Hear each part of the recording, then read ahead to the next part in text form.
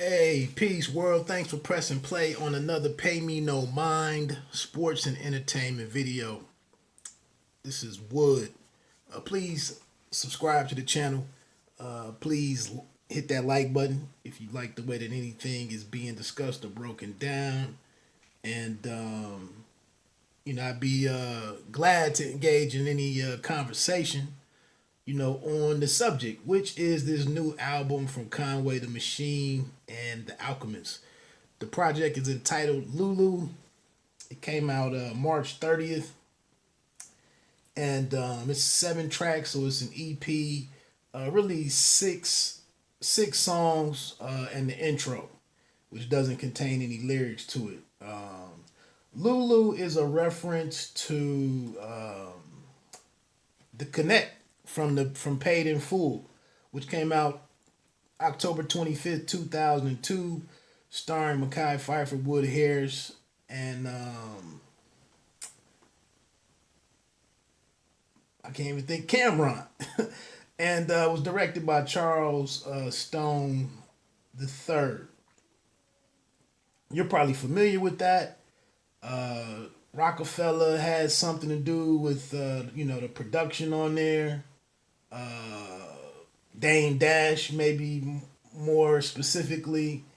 And obviously, we've been holding on to these hood classics, if you will, for years and years. And I'm guessing that Conway, was watching this and got inspired and thought to put a couple of joints around, you know, the themes from this movie. So Lulu was played by S.A. Morales, one of my favorite actors. I don't think he gets enough roles, honestly. I was kind of pissed off when they took him off of when he got taken out on Ozark. Was the last thing that I saw him in.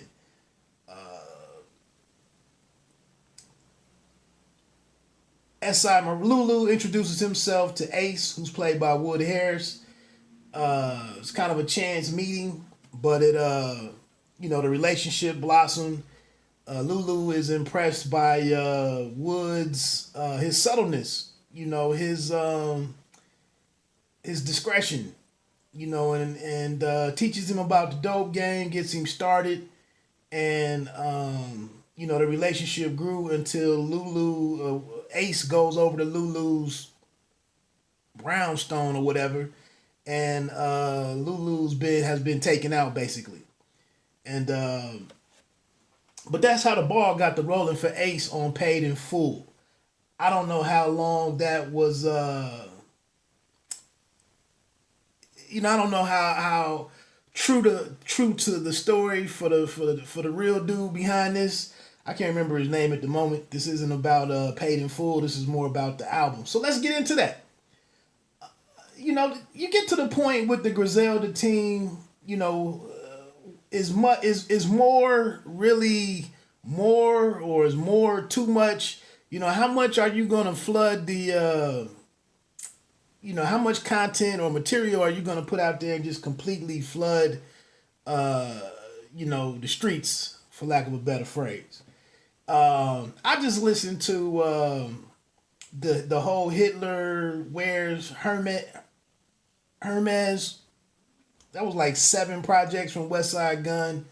Conway had one of the more memorable joints on that series, which was the cow, and like I said, everything that Griselda is doing is just completely emblematic of kind of the Wild Wild West, no rules kind of territory that the recording industry is in, especially in the genre of hip hop or rap music.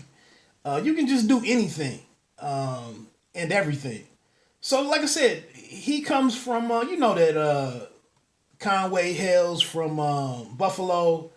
Alchemist operates out of Los Angeles. Might even be from like Beverly Hills. Quick factoid: do you know that Alchemist was originally in a group with the Khan kid? I can't remember his first name, but his dad, I believe, played I think his dad's name was James Con, and that was in. He was the one that got sprayed up. I believe his name was Sonny, and can't even think of the name of it at the moment. The Godfather series. So it's just kind of interesting where the Alchemist comes from with his beat making, the type of styles, the dark types of beats, and the street music that he's been behind for over 10 years now. It's just kind of interesting where he comes from. So anyway, man, I'm assuming these guys linked up. Alchemist has contributed to several projects for the Griselda guys, and they get this one out here. And if I had to give this thing a grade, man, it's kind of out of 5 stars. I'd probably give it 3.5, maybe 3. It just seems like a project that they dropped just because they could. And to be honest with you, man, 14, and like I said, with the theme being paid in full, 14 Keys is the second song, the first one with lyrics. It's probably the high note of the album for me. Especially with Conway's lyrics. Get into a couple real quick. What stands out here for me is the references to the athletes, to current and former athletes. But he gets into it, and I think just some of his best wordplay and some of his best flow, I feel, happens on this particular song. He says, the Mac and Burberry trenches, free all the real rights that serve in a sentence. Yeah, I emerged from the trenches. It was crack that I served from the benches. Got a bird and I rinsed it. Now I'm swerving in Benjis. 30-odd sixes, I can murk you from distance. I keep my gun in perfect condition. And here comes where he gets into some of the dope sports references. Machine get dirty like Ben Wallace putting in work for the Pistons. He comes right back. Killer Cam, Purple Haze while we was serving yay. Fire coming out it when we burned the caves. We winning like the Cowboys back in the Michael Irvin days. Yeah, got out of jail and my fur was beige. Acting like you did it, quit it. You did 30 days. Pussy, I body beats and I murder the stage. He comes back in the second verse with another dope sports line. And then, like I said, they give you all of these older, they give you all of these references from older athletes. But he says, getting money, that's what I do often. I get treated like I'm the big ticket when I'm moving through Boston. Kevin Garnett. They praying on my downfall, want me to lose fortune. Few bands, the Christian lubes costing. I think that was about most of it right there from that. So like I said, 14 Keys is kind of this standout for me. You can like other joints on here. The contract isn't too bad. Shoot Sideways really didn't hit me the first listen. But now when I listen to it along with the album, it is one of my favorite. It is a pretty. The beat is fresh. The beat is dope. I'm not gonna lie. Not kind of the feature that I expected from Schoolboy, but it's some good lyrics on that one as well. Track 5 is Calvin. Calvin was the. I kind of don't understand the lyrics in the song and the name Calvin, because Calvin was kind of the guy that betrayed. Was the guy that betrayed Ace and paid in full. But maybe the lyrics are just about Calvin's savage nature. He was willing to do anything. Calvin was the boyfriend to Ace's sister at first, and he was the one that was selling product at the beginning of the movie. And then Ace outshines, his organization takes off. And I think Calvin might have went away for a while, if memory serves me correct. And then when Calvin comes back on the scene, he wants to get in and wants a piece of, he wants to, set up his own shop. But Ace is like, nah, we bring you along slowly. He was in full operation at that time. And Calvin bucked to being limited and being told what to do. And then that's when he betrayed Ace. So maybe that's what how the song is tied together. I just would have felt that, maybe Conway would have looked down on how Calvin moved about his business. And then you get into song track number 6, They Got Sonny. And this is one of my favorite moments on here because I didn't look at the names and the titles of the project before listening to it. I just turned it on. And then Cormega pops up. And what a great feature in terms of selecting Cormega for this beat. And then the contribution that Cormega has in his lyrics. And I knew it was Cormega from a familiar line. He gets into took a toll, I paid tenfold. Behold, a man of honor and rare persona. I exhale a air of nostalgia. You remember Cormega when a lot of us first heard him 20 years ago, or whatever it was, 18 some years ago or whatever. He had the on the Fern song on Nas's album when the Fern was first introduced. He had something about exhale, something on that verse. So I was like, and then I kind of go and look at my phone and see that it, and confirm that it is Cormega. And his performance is but a lot of this is kind of similar to his flow. He goes on and says like Don D, I'm an incomparable artist, transcends. This is a compelling performance, uncut, raw, compressed from the connect to the corner. I carried the heat, aggressive as morning, Alonzo Mourning, sweat dripping down my chest in the sauna, majestic and aura indeed. You can't impress me with talking unless you're a lawyer for less in the court to take my people from detention to walking. So, hey, Cormega puts it down. And this, what's his name also set the table nicely on this joint. Conway himself. This is one of the songs that really features some good dialogue from between LULU and Ace, where it's kind of the first introduction, and LULU was feeling Ace out a little bit, and Ace is pretty square at this point, but LULU brings him in, and like I said, he gets comfortable with him and likes that he's not a motivated dude that's really chasing money the way that Mitch was.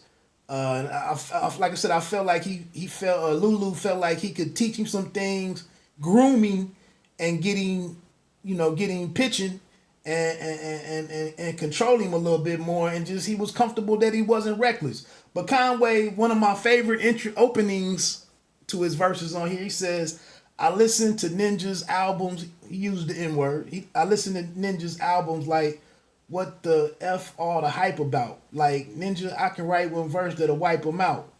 Don't make me bring that 89 Tyson out. I'll get it shipped soon as that Louis Off-White come out. I dropped the bag, but I can get you blam free. Rather pay the bands and have this shit done than that's hands free. Went from 28 grams to going to a 10 key.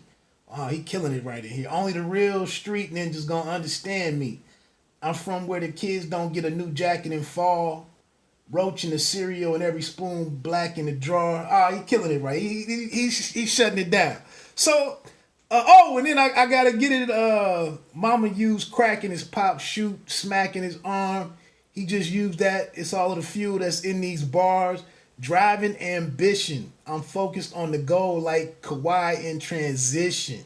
So again, man, I think for me, that's my two favorite singles on this project is 14 Keys and They Got Sonny. Yeah, I think those are my favorites. The album or the EP closes out with Gold BBS's, which is something that was popular at that time, some rims or something. If you remember Ace and Mitch talking about his Saab, I think it was a Saab he was pushing. Like I said, I'm a little gray and fuzzy with my details on Paid in Full. It's been a couple months since I watched it, but Go BBS's was my least favorite beat on the project. Back to that Calvin track, he sped up. Conway sped up the flow a little bit. Kind of used that down south bouncy flow. Kept his voice really relaxed on that one. He also played around with this flow on the contract, which really track number 3, which had a real cinematic feel to it, or the sample did. So that's about it, man. Like I said, I might give it a 3.5 out of 5. But like I said, man, they just out here pumping and staying. They gym rats. You know, they stay in the booth constantly. You just wonder. And it sounds like, Benny the Butcher might have something new if you saw that Did I single from a couple weeks ago, which since the video came out, the official video has been removed from YouTube. I guess it was a clearance issue. And that's another last point with where we are with the game right now, man. It's just amazing how quickly stuff can get done, with all of the sample clearances, issues from decades past and years past. It just seems like right now, that's a very interesting aspect of the business is how beats get acquired, how they get paid for, whether you trading them, whether you pay invoicing somebody for it, or you trade a beat for a feature or a feature for a beat. I just like the way the business is getting done, and some of these different high level producers out here can take on some of these different pet projects, and we see these guys pairing up to do, to make some phenomenal hip hop. Again, I have to get a disclaimer, man. I'm 44 years old, man. I hate that this type of subject matter has to be what's pushing the game at the moment. And I look at some of the different comments on YouTube and those that are like, really with some of the messaging and whatnot. And I would hate to see anybody get stuck behind the wall, letting this music really influence you in your situations. But it is what it is. It's kind of like I said, for me, it's a guilty pleasure. I listen to this stuff while I'm working out or if I'm on a good road trip, and I just get caught up in the poetry and the vivid descriptions of the conditions and the struggle, the war and everything. And I let it go. But some people, like I said, man, this is the soundtrack, the real soundtrack to their life, and they kind of go out and embody some of this with their everyday moves, and hopefully, nobody is losing their lives to this, because you got a crew whose lives have changed drastically over the last 3 to 4 years as they've become more prominent. So they're living their best life, and conversely, some of the people who take this stuff a little too much to heart, their life is being impacted adversely. But that's just me on my soapbox for a second. Again, my name is Wood. Thanks for checking in with the channel. Enjoy this new music, and I'm out, fam. One.